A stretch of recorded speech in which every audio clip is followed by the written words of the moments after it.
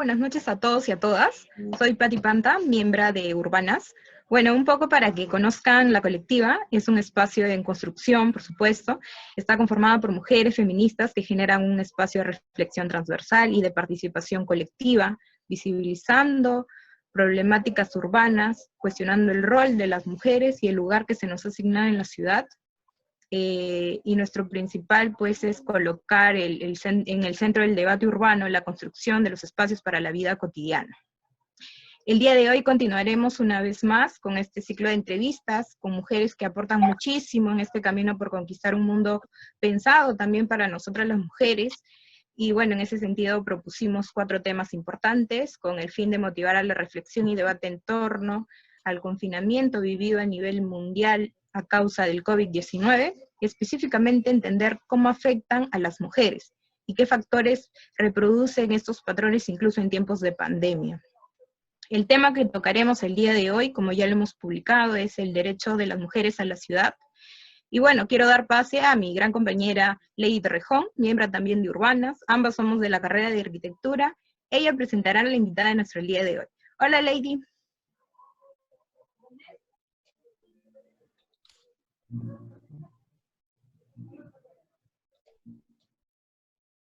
No la escucho a Lady.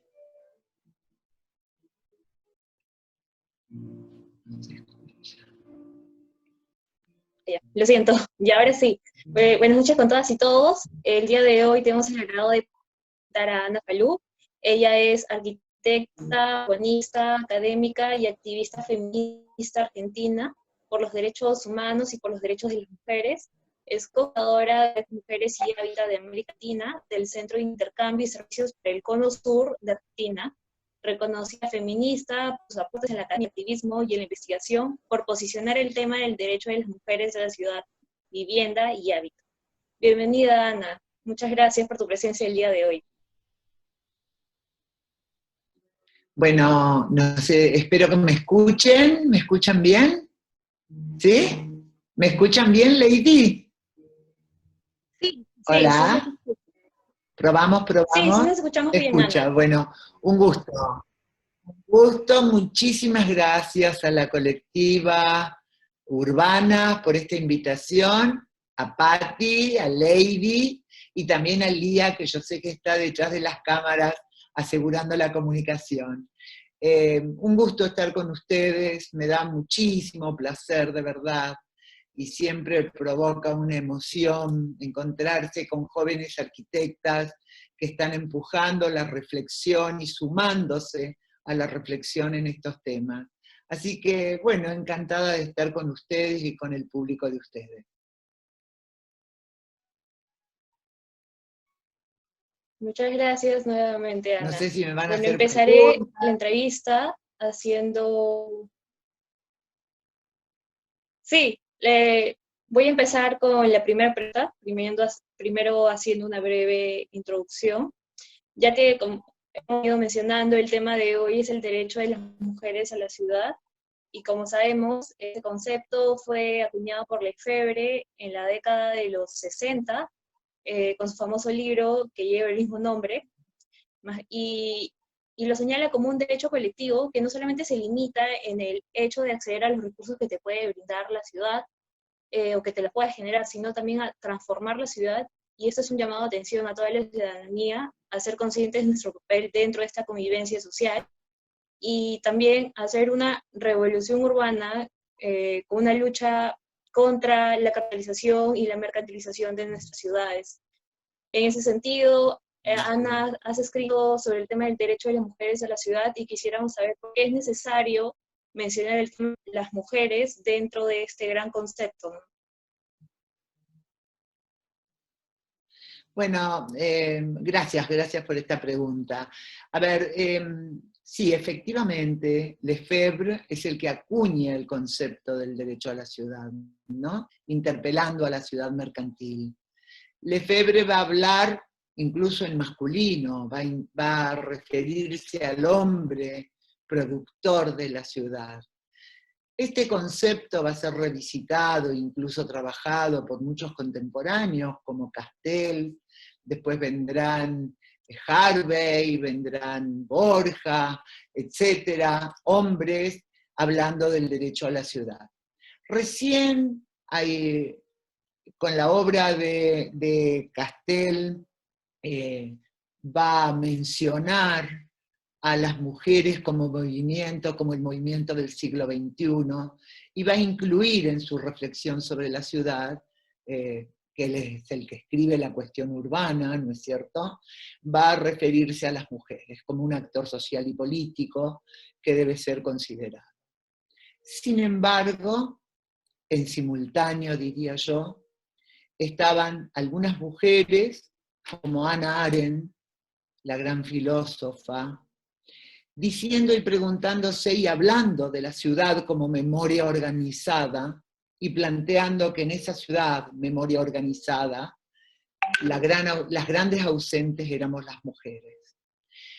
Nosotras, las feministas, venimos desde, yo diría que desde los 80, mediados de los 80, para ustedes debe ser como la prehistoria, interpelando estas conceptualizaciones y planteándonos el derecho de la ciudad para quienes, pensando que hay que ampliar ese concepto del derecho de la ciudad, porque la ciudad se vive y se experimenta de acuerdo a la diversidad de los sujetos y sus propias experiencias en ese territorio.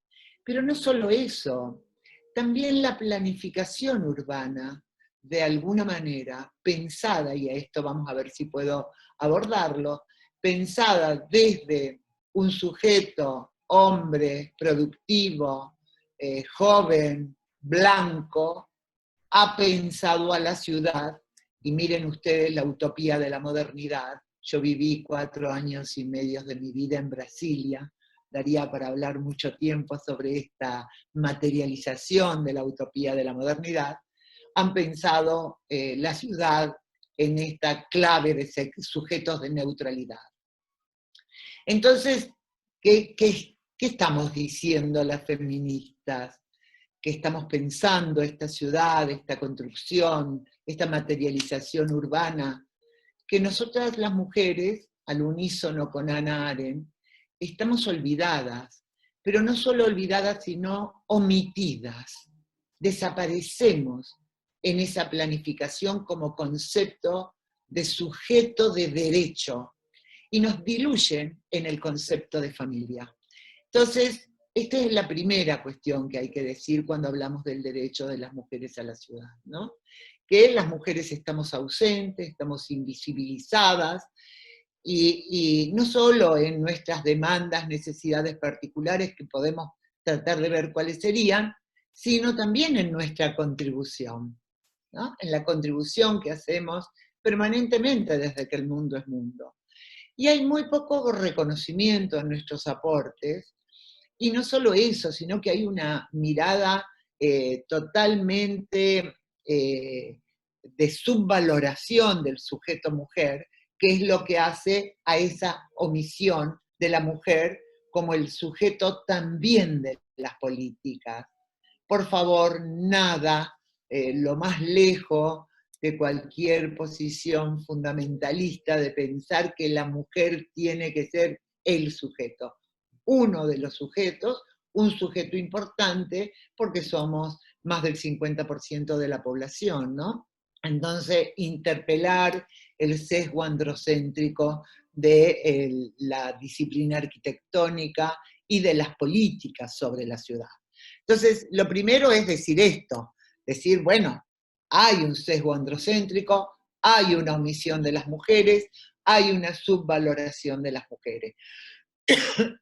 Entonces, el problema es ahora preguntarnos por qué esto se da, ¿no es cierto? ¿Cuáles son las situaciones que van a enmarcar estas ciudades nuestras y por qué se da este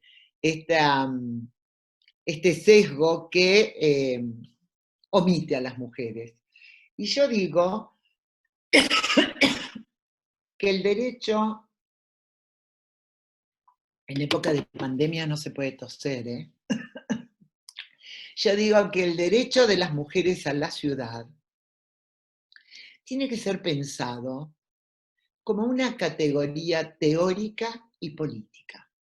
Y digo teórica porque tenemos que construir argumentación que nos permita evidenciar esta omisión de las mujeres y el por qué es importante que las mujeres no sean omitidas. Cuando hablo de mujeres y hombres, no estoy pensando en una sociedad binaria, ¿no es cierto?, sino todo lo contrario. Pienso que hay una sociedad que va mucho más allá de la construcción binaria de hombres y mujeres, en donde las mujeres vamos, al ser visibilizadas y al hacer visible a las mujeres, vamos a poder visibilizar a otros sujetos que están también negados de visibilidad en sus demandas, necesidades y condiciones. E incluso, y acá viene otra vuelta, digamos, de tuerca, que es que las mujeres no somos una. Las mujeres estamos transversalizadas por diversidad, por etnia, por razas, por clase, por nivel educativo, por lugar donde vivimos, por elección u opción sexual, etcétera, etcétera, etcétera.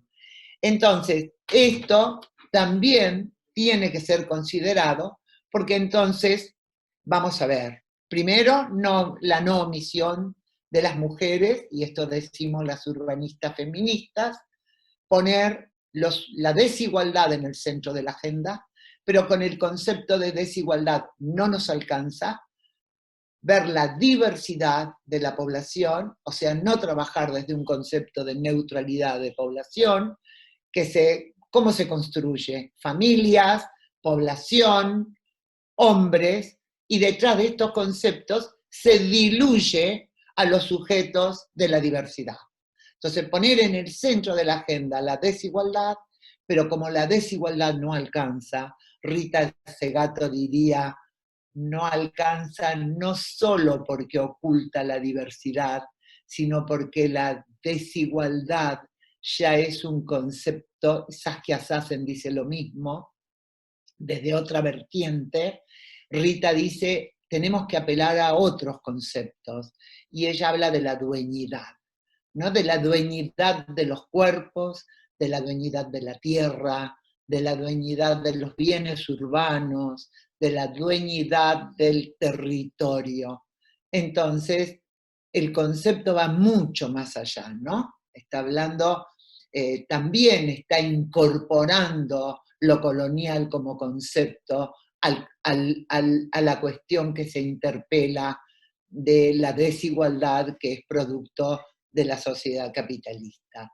Entonces, la desigualdad, dentro de la desigualdad, las diferencias, ¿sí?, la diversidad, y dentro de estas diferencias, hombres, mujeres, población LGTBIQ, etcétera, etcétera, la diversidad que está dada por estas otras categorías. Entonces, primero conocer, vuelvo, ¿no? Para hablar del derecho de las mujeres a la ciudad, lo primero que tenemos que saber es que la construcción es importante de una categoría teórica que argumenta, que da datos fehacientes, que reconoce a las mujeres en los territorios, desde el territorio cuerpo, este cuerpo de mujer diverso, distinto, diferente, como ya dijimos, con sus propios derechos y sus propias realidades, al territorio casa, al territorio barrio o población, al territorio pueblo nuevo, al territorio ciudad, al territorio área metropolitana, y las jóvenes como ustedes están agregando al territorio virtual. Y hoy, frente a la pandemia, más que nunca, al territorio virtual, ¿no? Entonces, este es el campo de lo teórico.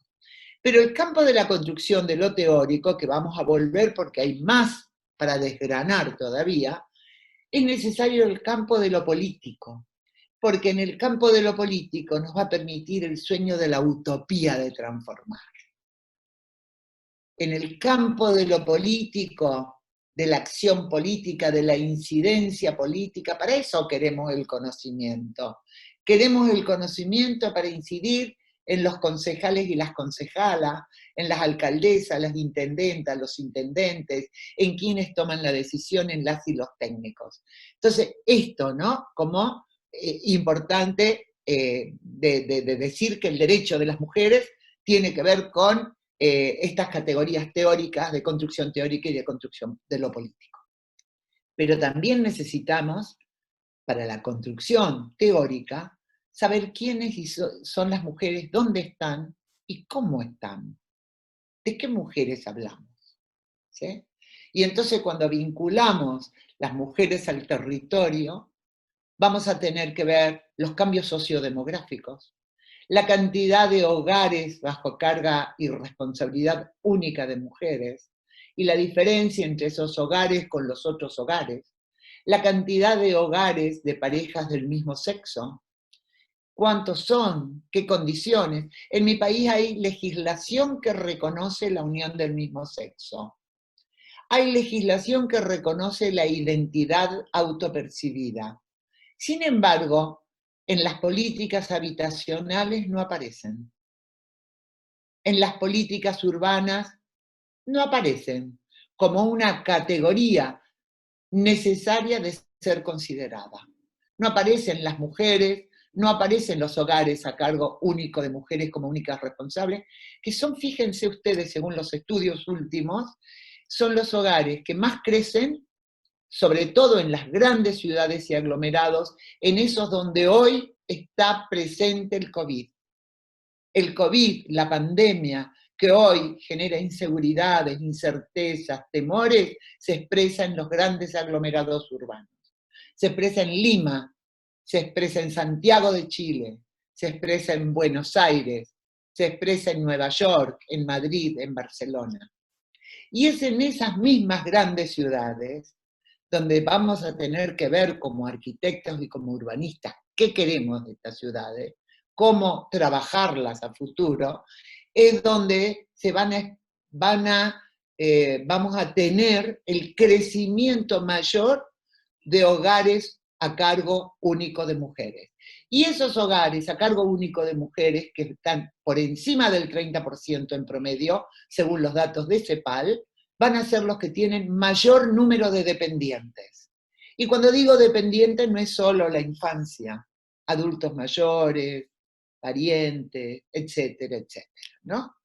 Y en donde lo central, lo más importante a debatir, es la división sexual del trabajo. Y creo que esto es lo que traemos las feministas al urbanismo. Y esto es para mí maravilloso.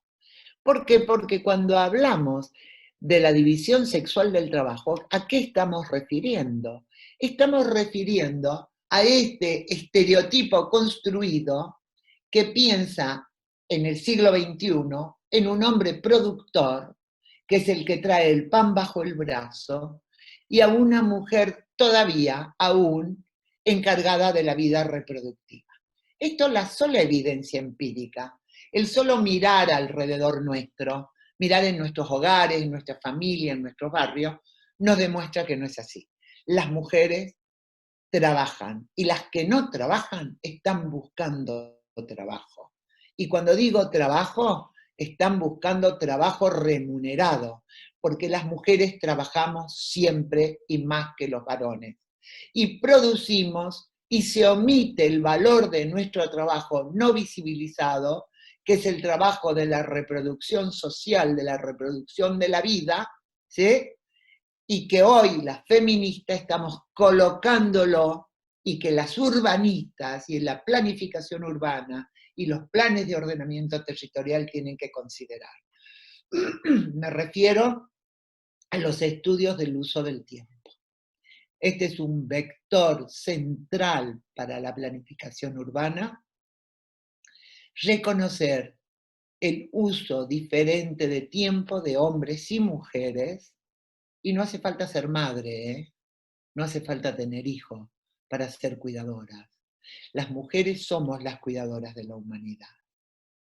Entonces, estas mujeres, todas nosotras, de distintas edades, de distintas etnias, de distintos niveles sociales, todas más o menos, según esas condiciones, vamos a ser las responsables, mayoritariamente las responsables de la reproducción social, de la reproducción de la especie.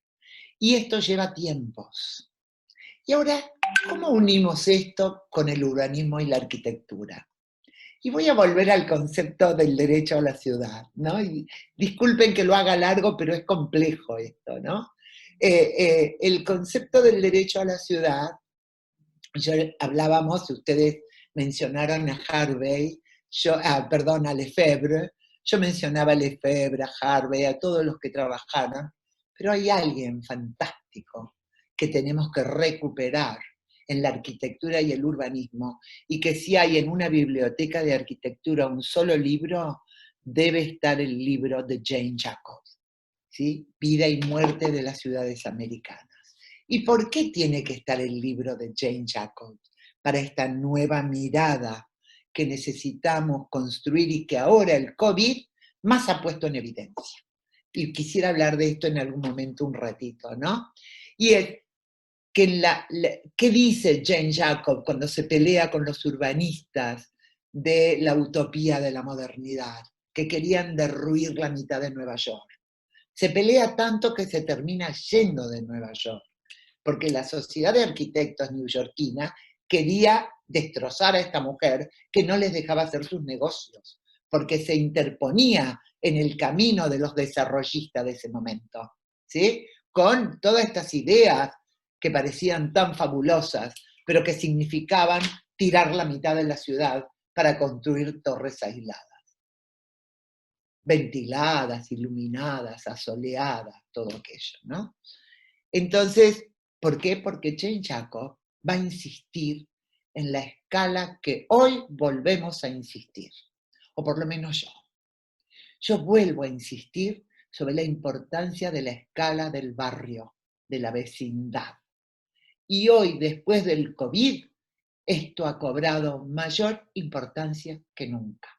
La escala de la proximidad, el atributo mayor para la calidad de vida urbana de hombres y mujeres, de población LGTBI, de ricos y de pobres, es la proximidad.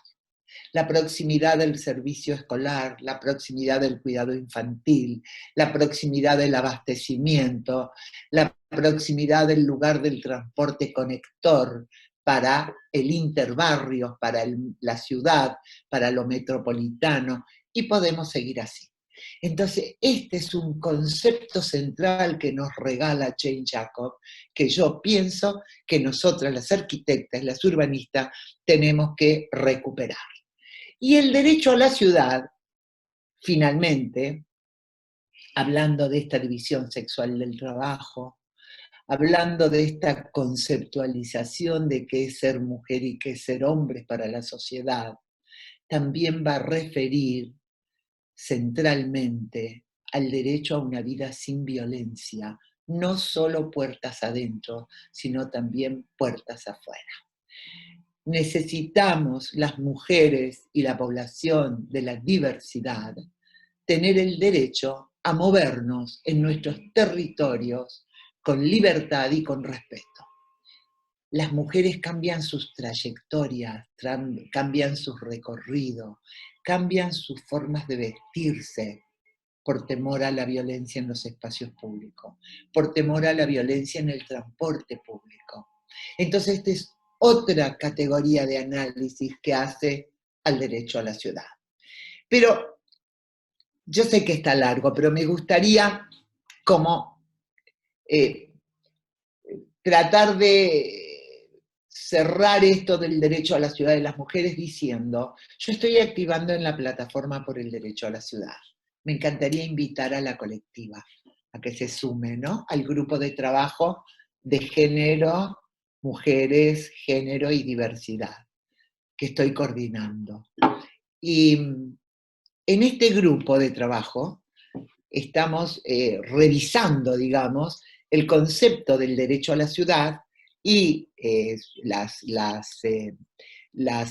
dimensiones que encierra el análisis del derecho a la ciudad, que se están trabajando, pero que es la dimensión de la gestión y lo político, la dimensión de lo material y territorial, y la dimensión de lo simbólico, de los intangibles que hacen a la vida y al derecho a la ciudad. Por ejemplo, la violencia, poner fin a la violencia, tiene que ver con el campo de lo simbólico, de lo intangible y de lo real, ¿sí? De esta construcción de lo diferente del ser hombres o mujeres u otros sujetos de la diversidad. ¿Sí? Y en dónde está ahí el concepto de dueñidad de Rita Segato es fantástico, porque es la dueñidad sobre los cuerpos que no se disciplinan. Estos cuerpos de mujeres que no queremos disciplinarnos al mandato patriarcal, al mandato colonial, al mandato capitalista, de hacer lo que debemos hacer, entre comillas, ¿sí? Y entonces nos vamos a estudiar, nos vamos a hacer vida política, nos vamos a recrear y a divertirnos, y esto significa castigarnos. Y castigarnos llega hasta el femicidio. Y cuando llega el feminicidio, esos cuerpos de mujeres se transforman en cuerpos políticos, en cuerpos que denuncian y en cuerpos que hablan. ¿Sí?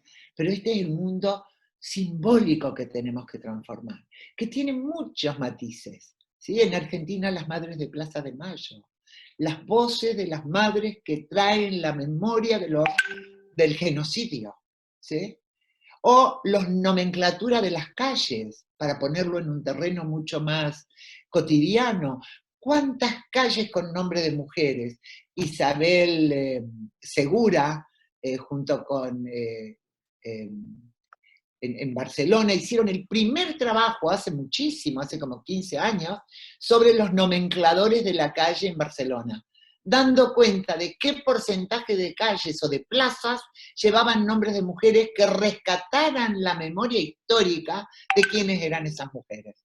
En las plazas siempre militares, a caballo, ¿no? Hombres, políticos, y las mujeres desaparecidas, como dice Hannah Arendt, omitidas en la historia de la ciudad. ¿No? Entonces, todo esto es mundo simbólico, podríamos hablar mucho más. Pero el mundo de lo político, ¿a qué se refiere? Se refiere a los instrumentos, a cuánto en un municipio, en una ciudad, hay de un mecanismo de la mujer que trabaje junto con urbanismo, con seguridad, en la interrelación necesaria y que asegure la agenda de los derechos de las mujeres. Y para ir rápido, el mundo de la dimensión de lo territorial es lo que estábamos hablando antes, ¿no? Cómo se usa el tiempo, el espacio, y hay ciudades que ya están aplicando esto. Bilbao tiene unos planos de ordenamiento territorial en donde el valor del uso del tiempo, el tiempo es central para la planificación urbana. Y cierro con esto, para que vayamos quizás a otra pregunta. Hoy, con el COVID, la alcaldesa de París, Ana Hidalgo, dice la ciudad de 15 minutos. La proximidad, lo territorial próximo, para evitar los grandes movimientos, porque ya sabemos que lo tremendo es el contagio que puede producir el transporte público, ¿no? Imagínense en Lima, imagínense en Buenos Aires, en la Ciudad de México, en San Pablo, ni pensarlo. ¿Qué dice la alcaldesa de la Alcaldía Mayor de Bogotá? Claudia López, otra mujer, feminista. ¿Qué dice Claudia López? Tenemos que dividir los turnos, tener 3, 4 turnos para que la gente trabaje menos horas, pero pueda moverse en la ciudad sin aglomeración. Estamos empezando a pensar en una forma de habitar, de vivir, de transitar los espacios del territorio de otra manera, en donde vuelve a cobrar valor el concepto de la proximidad, en lo material del territorio, ¿no? En la localización de las viviendas, en la localización de los servicios, etc.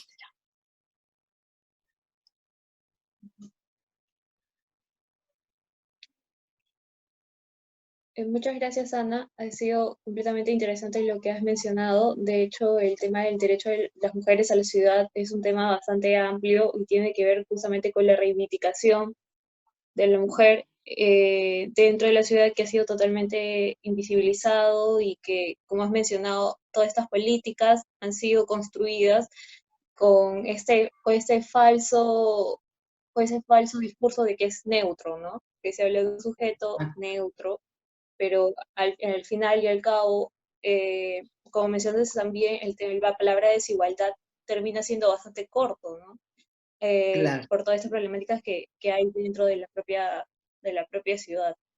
Patti va a continuar con otra pregunta. Encantada, chicas, encantada. No sé si lo hice muy largo, les pido disculpas, pero es difícil sintetizar estos conceptos en construcción rápidamente. Sí, no se preocupe. De hecho, sí, sí te escuchamos, Patti. Sí, justo sobre lo que mencionaba, sobre cómo ponerle fin a la violencia a la que estamos sometidas todos. Estoy en una entrevista. Te escucho muy bien, Patti. Te escucho muy bien.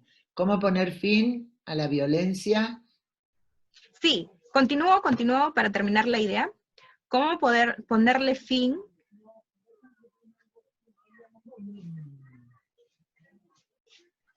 a la violencia a la que estamos sometidas todas las mujeres y esta población vulnerable?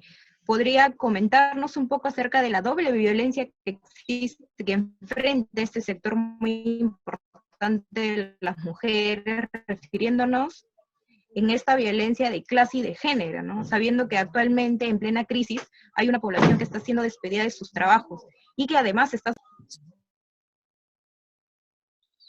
Muy buena tu pregunta. Muy buena, muy buena. Sí, lo tengo que unir. ¿Se escucha bien ahora? ¿Me escuchan bien Sí, ustedes a sí, mí? Sí, Sí, quiero unir esta pregunta con una reflexión sobre lo que está pasando ahora con la pandemia, ¿no? Con el COVID. Yo creo que en este momento, fíjense de esta incertidumbre tan grande de la humanidad, que como decíamos antes, la pandemia se expresa fundamentalmente en grandes ciudades, en grandes aglomerados metropolitanos, ¿no? Más complejos, más difíciles. Eh, ¿Qué estamos encontrando como expresión? Primero, que el mandato es quedarse en casa, como una consigna política muy potente, porque es una consigna política individual que responde a cuidar a lo colectivo. Y entonces está muy bien quedarnos en casa, hacer lo que estamos haciendo ahora, ¿no? Utilizar todos los medios que tenemos con el avance de la tecnología para comunicarnos, para producir, para pensar juntas, más allá de la situación de la pandemia. Sin embargo, la mayoría de la población, o una buena mayoría, para ser más correcta, una buena mayoría de la población de América Latina, no tiene una casa para quedarse adentro, ni tiene dónde lavarse las manos, que es la consigna segunda más importante. Hay mucha gente en situación de calle, hay muchísima gente en situación de hacinamiento. Lo estamos viendo hoy en Argentina, cuando el virus transita de las zonas de las clases medias, medias altas, medias bajas, a la pobreza. Y cruza esas barreras intangibles, ¿no? De riqueza y pobreza que hay en nuestras ciudades, que a veces son intangibles, a veces son muy tangibles, ¿no? Porque hay muros, o hay autopistas, o hay carreteras, o hay vías de tren que separan como grandes cicatrices urbanas las zonas de la pobreza con las zonas de la riqueza, estas desigualdades obscenas de nuestras ciudades latinoamericanas. Y cuando el virus cruza esto, es cuando se produce la expansión del contagio, ¿no? ¿Por qué? Porque hay una densidad de pobreza. No solo hay pobreza, porque en América Latina hemos estado siempre acostumbrados a una pobreza de baja densidad, extendida en los pueblos jóvenes, en nuestras villas miseria, en los callampas de Chile, extendida. Sin embargo, hoy hay una pobreza, en una pobreza hacinada en inquilinatos, en pensiones, en casas en malas condiciones, e incluso en asentamientos informales que crecen en altura, que crecen en 2, 3, 4 y 5 pisos, ¿sí? Entonces, y que crecen muy bien, ¿eh? Hay que sacarse el sombrero. Entonces, en estas situaciones, esto es una violencia también. Aquí quiero ampliar el concepto de violencia, porque la violencia contra las mujeres no es solo la violencia espantosa que sufrimos las mujeres en nuestros cuerpos, ¿sí? Como decíamos antes, que llega hasta el feminicidio, por el solo hecho de ser mujeres, por esa dueñidad sobre los cuerpos de las mujeres. Pero hay otras violencias que se van a expresar de manos de estas situaciones. La violencia de la falta de trabajo, como bien decías recién, Patti. ¿Quiénes son las primeras a estar expulsadas? Las mujeres. ¿Quiénes son las que en los barrios están atendiendo la emergencia en los comedores, con el vaso de leche, con la comida? ¿Quiénes son? Las mujeres organizadas en los barrios. ¿Quiénes cuidan de la infancia? Las mujeres. ¿Quiénes cuidan de los mayores? Las mujeres. Y a la vez esas mujeres, cuando tienen casa y están en sus hogares aisladas para evitar el contagio, viven con sus maltratadores y sufren violencia física. Las mujeres, y no solo las mujeres, la infancia, las viejitas y los viejitos. Los maltratadores son violentos. Son, en primer lugar, violentos con las mujeres que sienten que son propiedad privada de ellos, pero son violentos en general, ¿no? Entonces, estas son dimensiones, la dimensión de la pobreza económica, de la pobreza de derechos ciudadanos, del derecho a la vivienda, del derecho a la seguridad, del derecho al transporte seguro y público y accesible, del derecho a la salud, del derecho a la educación. Pero hay otra violencia. Hay una violencia a la cual se refiere Silvia Federici, ¿no? Y ella dice de que hay que admitir que el capital ha tenido un éxito extraordinario escondiendo el trabajo de las mujeres. Silvia Federici dice que el capitalismo mató 2 pájaros de un tiro, ¿no? Cuando no reconoce el trabajo de las mujeres y nos convence que nuestro trabajo reproductivo, social, comunitario, ese al que recién nos referíamos, las mujeres que están en la primera línea de la atención de la pandemia, son la mayoría de las enfermeras, la mayoría de las que limpian, la mayoría. Si de nuevo reproducimos en la sociedad este rol de servicio, nos creemos que todo esto es producto del amor. Y claro que hay amor, claro que hay construcción de empatía desde el sujeto femenino, ¿no? Claro que hay, pero no solo, ¿no? Entonces, esto también es una violencia. Pero cuando vamos a referirnos específicamente a la violencia, fíjense lo que está pasando con la pandemia. Otro grado de violencia y de no reconocimiento es este que se refiere Silvia Federici, que es el cuidado. Ese cuidado que estamos siempre nosotras en la tarea del cuidado. Pero también está la violencia física, esa del maltrato. Y yo digo que en estas ciudades silenciadas y silenciosas, porque la pandemia nos ha obligado a salirnos de la ciudad, ha bajado el nivel de transporte, ha bajado el nivel de los viajes, se ve el cielo más azul, se ven las aguas más transparentes, hay animales que han vuelto a recorrer los espacios urbanos, parece que los animales nos tienen bastante miedo a los humanos, más que nosotros a ellos, ¿no? Pero en estas ciudades silenciosas también podemos escuchar las violencias. Entonces yo digo que tenemos que tener una alerta solidario para cero tolerancia a la violencia contra las mujeres.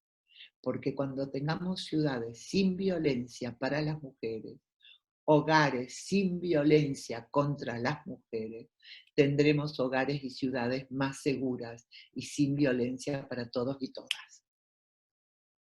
Entonces, estos son los conceptos que a mí me interesa ir desarrollando para después entrar a ver ¿Cómo se reflejan en la arquitectura y el urbanismo? ¿Qué nos enseñaron las canadienses? Anne Michaud nos enseñó que había que ver y verse. Que nosotros ver, pero que nos puedan ver. Oír, que es lo que estoy diciendo yo ahora. La ciudad silenciada tiene que oír. Y oír es decir, acá estamos, la solidaridad. ¿Sí? No solo de mujeres, de toda la ciudadanía. Porque este va a ser el punto del salto democrático en la ciudadanía, de la comprensión, ¿sí?, de la igualdad de derechos y oportunidades. Entonces el oír, ¿sí?, el alerta, el poder saber dónde estamos, la localización. Entonces empezamos a bajar esto a conceptos que tienen que ver con el diseño del barrio, con el diseño de la calle, con el diseño de la plaza, con los elementos, los equipamientos, las luminarias, con el transporte, con la parada del bus. Hay mucha experiencia desarrollada, ¿no? Entonces, no sé si esto responde un poco a tu pregunta, Patti, porque hay mucho para hablar de esto, ¿no? Estas violencias que sufrimos distintas las mujeres que los hombres, esta violencia que en las mujeres es totalmente aleatoria. Le puede suceder a ustedes que son jóvenes o a mí, que soy una señora mayor, ¿sí? Le puede suceder a una blanca o a una negra, a una rica o a una pobre. Entonces la violencia es aleatoria contra las mujeres. No hay, en cambio con los hombres la violencia se comporta en el espacio público distinta. Con los hombres es más vinculado a relaciones entre ellos, a pertenencias entre ellos, a grupos de distinto tipo, sean estos criminales o no. Pero con las mujeres no. Y esa jerarquía en ese espacio público, de lo masculino y lo femenino en particular, lejos de lo binario, por favor, a los fines del análisis, esas jerarquías se establecen desde el barrio, desde la manzana donde vivimos, desde la barra masculina en la esquina, que establece un poder y en donde las mujeres hacemos un recorrido para no pasar cerca. Porque nos amedrentan, nos definen quiénes son los dueños del espacio, ¿no? No sé si esto responde, pero en síntesis todo lo que estoy diciéndoles, y me parece que son los supuestos de partida para el trabajo en nuestra disciplina, una disciplina que es muy difícil, que a mí me ha costado muchísimo, por eso me da tanta alegría ver colectivos en toda América Latina, ver colectivos en distintos lugares del mundo, de jóvenes arquitectas, urbanistas, planificadoras, geógrafas, preguntándose por estas cosas. Es preguntarnos de qué manera el espacio reproduce desigualdades y cómo reproduce esas desigualdades en función de esa división sexual del trabajo, en función de esos roles distintos asignados a hombres y mujeres. ¿De qué manera los reproduce? ¿Cómo los reproduce? ¿Y qué podríamos hacer para evitarlos, ¿no? Yo creo que por ahí van las preguntas.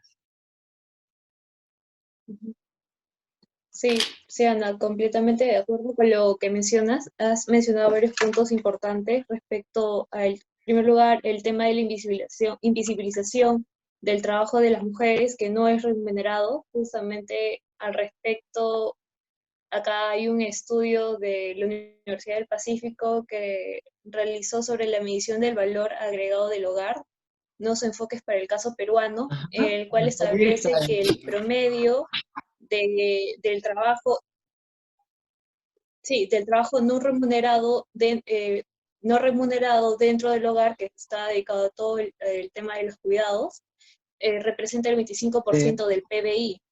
Entonces, ¿cómo es posible de que siendo un gran porcentaje representativo de nuestra economía, aún ese trabajo sea completamente invisibilizado y ni siquiera está dentro del debate político ni del discurso político? Así es.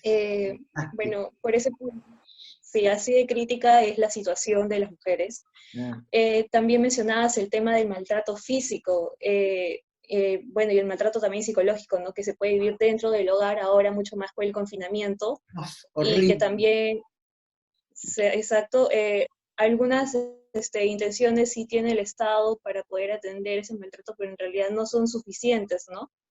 Y bueno, y también el maltrato dentro de lo público, porque a nosotras desde niñas ya nos bueno, nos enseñan de que debemos tener mucho cuidado de caminar por la ciudad. Si vemos un grupo de hombres, pues tratar de evitarlos. Y también esto se refleja en el diseño de las ciudades, ¿no? Por ejemplo, el hecho de tener losas deportivas que están dedicadas más que todo para la recreación de los niños, de los adultos, de los hombres, y las niñas se quedan relegadas al borde o están encerradas en sus casas con sus madres.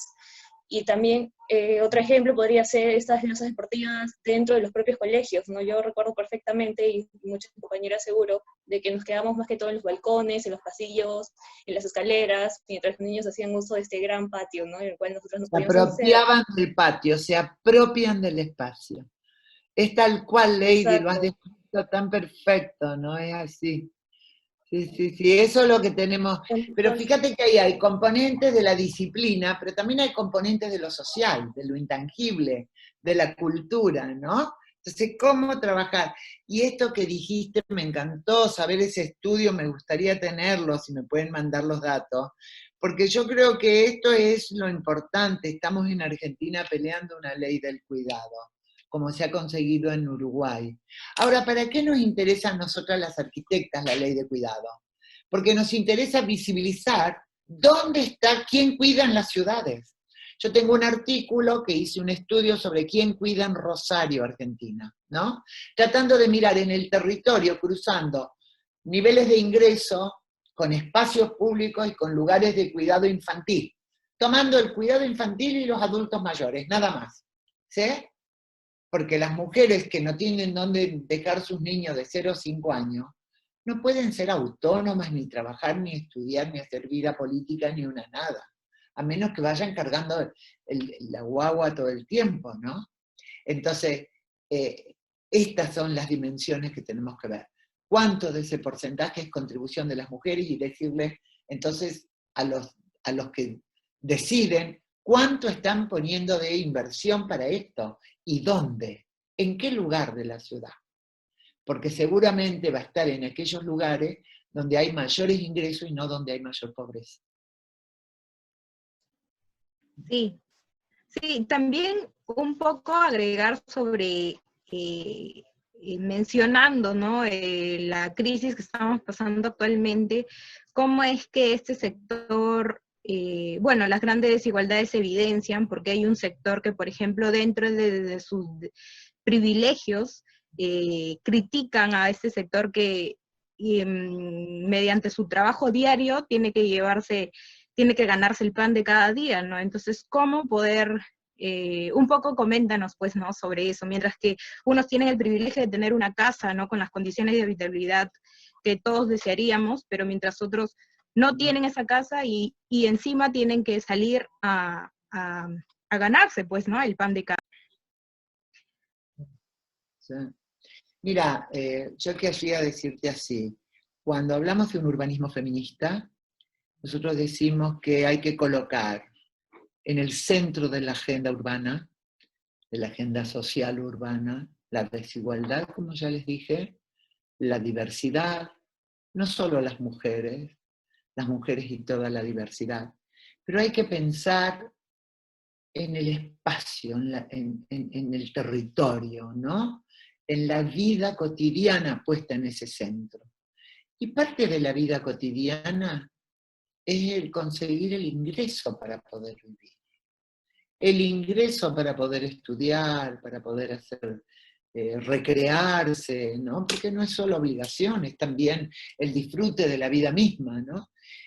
Y entonces en ese sentido, yo creo que si hay instrumentos que se han probado, las acciones positivas, Patti, las acciones positivas que se han probado en el campo de la participación política de las mujeres, pero que también hay que aplicarlas en otros campos. Por ejemplo, hay que aplicarla al campo, en este caso, de la equiparación de desigualdades, los subsidios del Estado. Tienen que ser explícitos, absolutamente explícitos. No alcanzarán, eso seguro, ¿sí? No alcanzarán a menos que achiquemos la gran desigualdad entre la riqueza obscena y la pobreza obscena, ¿no? Impresentables a lo social. Pero hay instrumentos que nos permitirían equiparar, por ejemplo, equiparar subsidios, por ejemplo, equiparar acciones para que en los barrios de mayor pobreza, en vez de trabajar con la unidad vivienda en este momento de la pandemia, se trabaje con la unidad vecindario, ¿sí? Con ¿cómo le dicen ustedes? ¿La cuadra? ¿Le dicen ustedes? El recorrido de una parte de un barrio, en donde vos trabajás con un conjunto de vecinos y vecinas para establecer los comedores, los criterios, las distancias, los cuidados, pero tenés que dar ayuda a la gente, porque la gente que pierde su trabajo, que está en medio de la pandemia, se muere de hambre. Y no podemos permitir eso en sociedades ricas como las nuestras, porque son ricas. Lo que pasa es que la riqueza está concentrada. Esto para hablar de esta situación, ¿no es cierto? Entonces la solidaridad potenciada como concepto, los comedores y la alimentación y los elementos de higiene que lleguen a donde más se necesitan, ¿sí? A esas situaciones. La atención ante cualquier situación que la emergencia provoque, porque la crisis provoca mayores violencias. Eso ya lo sabemos. Entonces, en este sentido. Pero también en el sentido de la disciplina y de la política urbanística, de la política habitacional, creo que tenemos que usar herramientas como la equiparación, las acciones positivas, para decir el ejemplo que les daba recién. No puede ser que en los barrios más populosos y de mayor densidad de población y de mayor pobreza, tengan menos espacio verde. Hoy, ¿qué dice hoy la pandemia? Que debería haber 11 metros cuadrados de verde por cada habitante de una ciudad, por lo menos, lo mínimo, según la Organización Mundial de la Salud. Y yo me pregunto, ¿cómo se distribuyen esos metros cuadrados de verde en nuestra ciudad? ¿Dónde están concentrados? Debería haber alguien estudiando esto y diciendo, ¿cómo equiparamos? ¿Dónde generamos nuevos espacios de verde? ¿De qué manera? ¿Sí? Para equiparar esto que hoy el COVID está poniendo como cuestiones críticas de la emergencia sanitaria. ¿Cómo deberían ser las viviendas? ¿De qué manera? ¿Cómo tendríamos que proyectar? ¿Y qué acción positiva tendríamos que tener en la política habitacional para, por ejemplo, los hogares a cargo único de las mujeres? Esta es una mirada más alta. Primero, reconocer la diversidad generada por los pies sociodemográficos, y segundo, ver qué política hacemos. ¿De qué manera estos hogares son privilegiados? Privilegiados por la ley, por la política, por la entrega de vivienda, por viviendas subsidiadas explícitamente, por cuotas accesibles que puedan ser pagadas. ¿A quiénes les generamos empleo? ¿De qué manera? Porque hoy, ¿cómo generamos, por ejemplo, la brecha virtual? La achicamos. ¿Cómo achicamos la brecha virtual? ¿De qué manera? Hoy que los niños y las niñas se educan en sus casas a través de Internet. Entonces, podemos ir desgranando de esta manera distintos espacialidades territoriales, ¿no es cierto?, para ver cómo deberíamos operar y tener para cada escala un set por lo menos de recomendaciones de cómo debería ser una ciudad más sensible a las mujeres, que seguramente será una ciudad mejor para todos y todas.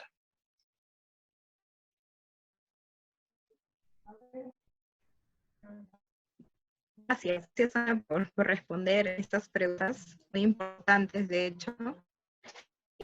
Yo quisiera mucho hablar del feminismo, mucho más de lo feminista. Causa confusión y rechazo porque existe una creencia según las teorías dominantes que las políticas públicas son neutras y benefician a todas las personas por igual.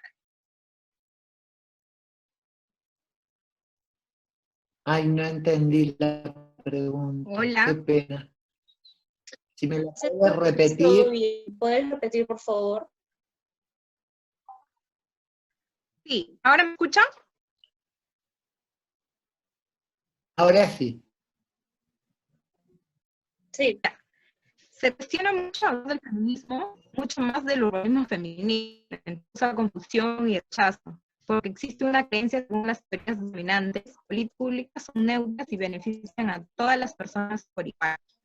¿Cuáles son las consecuencias de esa invisibilización, ¿no? de este término urbanismo feminista? Bueno, yo creo que las consecuencias Pati, de eso es una injusticia espacial. No sé si esto creo que la consecuencia de la neutralidad en las políticas, del sujeto de planificación urbana neutral, que es poblaciones, familias, como si fuéramos todos iguales, termina en lo que nosotros llamamos las injusticias territoriales. Hay injusticias territoriales y hay injusticias espaciales que se expresan en las ciudades. Y un ejemplo contundente para mí de la injusticia espacial en la planificación, en el ordenamiento territorial, es cómo se distribuyen en el territorio los servicios, los equipamientos urbanos. Un supuesto de partida para mí en el trabajo es que los bienes urbanos, los equipamientos urbanos, ¿no? No están distribuidos de manera igual en el territorio, que hay una distribución injusta, inequitativa, y que esta distribución injusta y inequitativa, además, está pensada desde la neutralidad de los sujetos.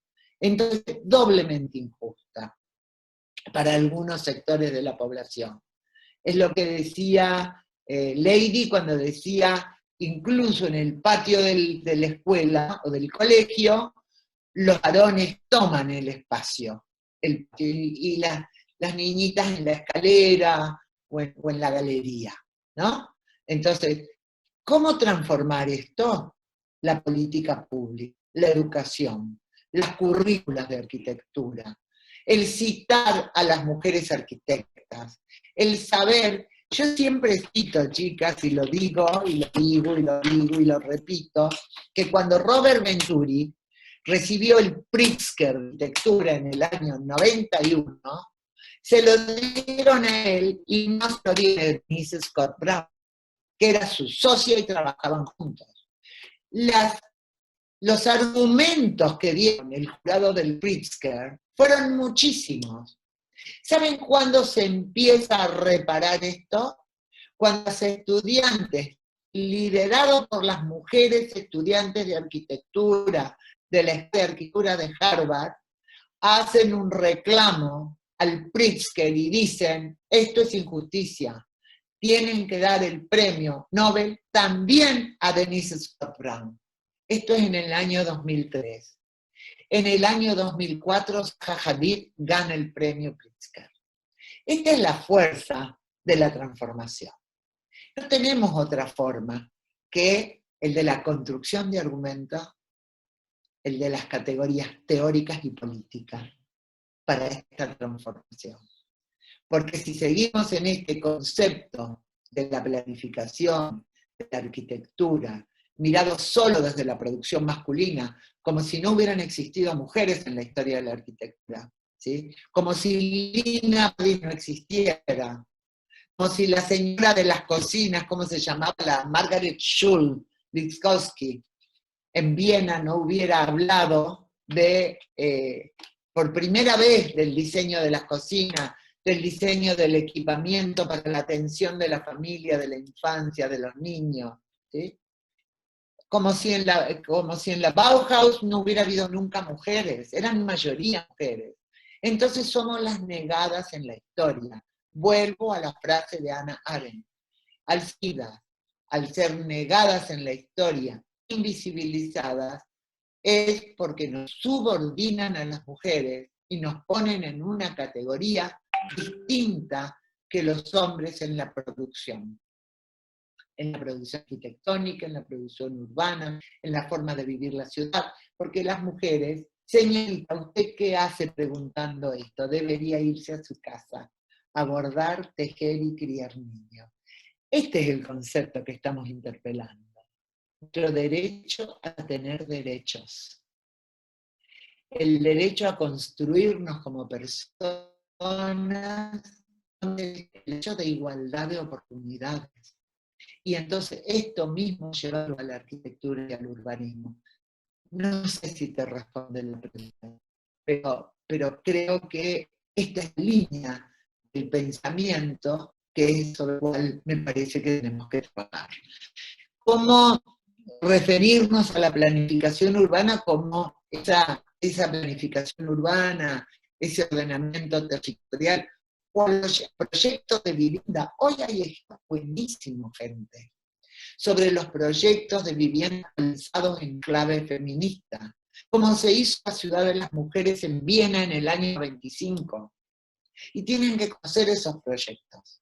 Tienen que ir y revisar y conocer lo que era el proyecto, ¿cómo se llamaba? La Franziska Ullmann.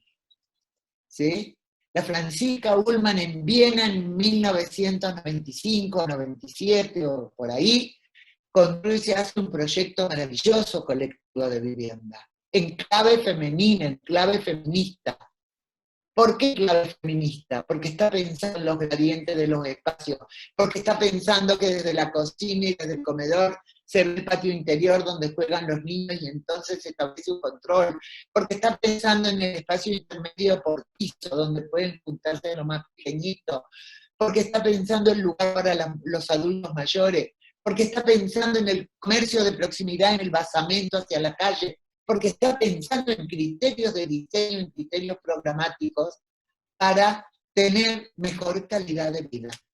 Volvemos al regalo que nos hizo Jane Jacobs del criterio de proximidad. Pero a eso hay que sumarle otras cosas, los gradientes de los espacios. Fíjense hoy con la pandemia, estar en un departamento que no tiene un balcón, en nuestra América Latina, con los climas que tenemos. Entonces, esto es lo que tenemos que repensar, ¿no? Cómo construir instrumentos que puedan incidir para una mayor igualdad de acceso a servicios, a equipamientos en el territorio. ¿Qué instrumentos necesitamos? Hay mucho pensado, hay mucho realizado, ¿no? Hay mucho propuesto, hay cosas interesantes, todavía incipientes, pero ya hay algunas que nos permiten reflexionar.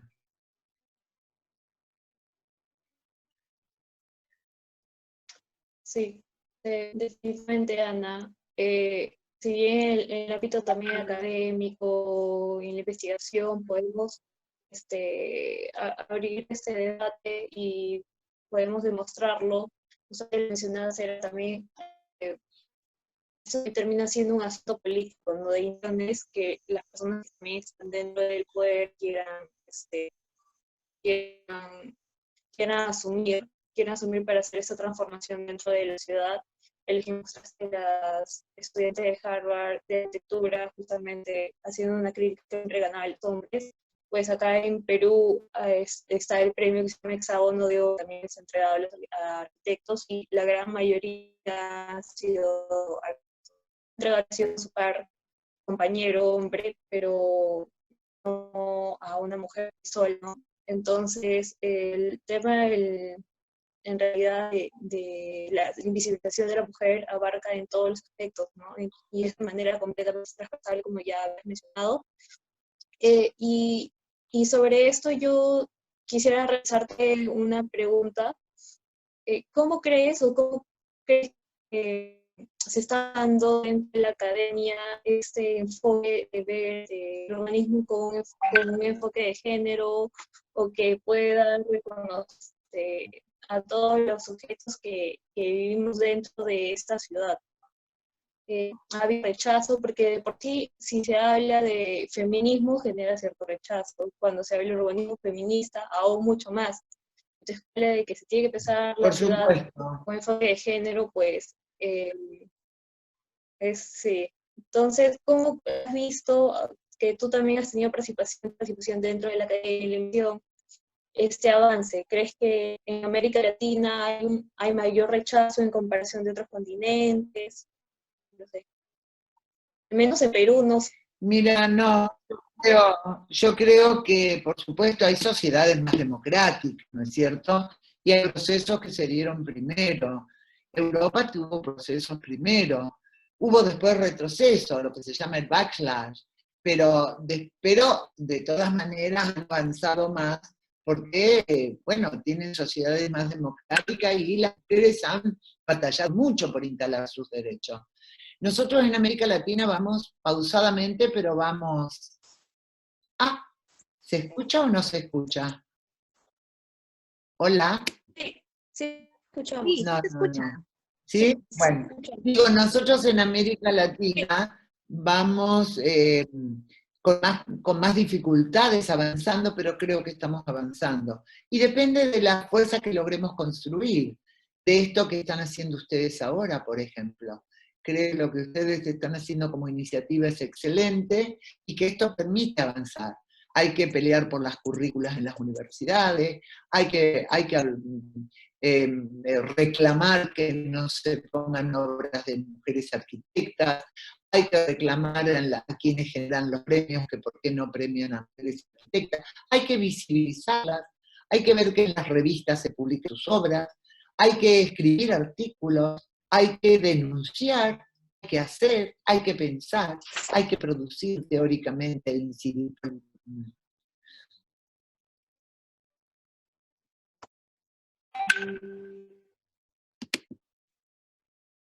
Bueno, yo les diría eso, Ah, no, ¿no? no se escucha. Eh, yo las escucho, sí, sí. ¿Ustedes a mí? Yo perdí el video Sí, un sí te escuchamos. ratito, pero no la escucho. La escucho.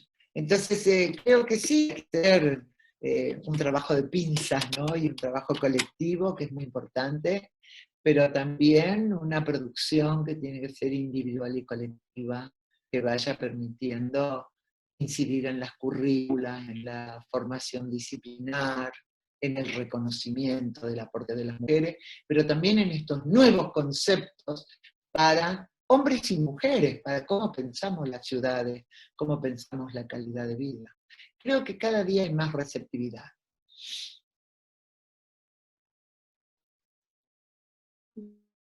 Sí, justo al respecto Creo que la también perdí.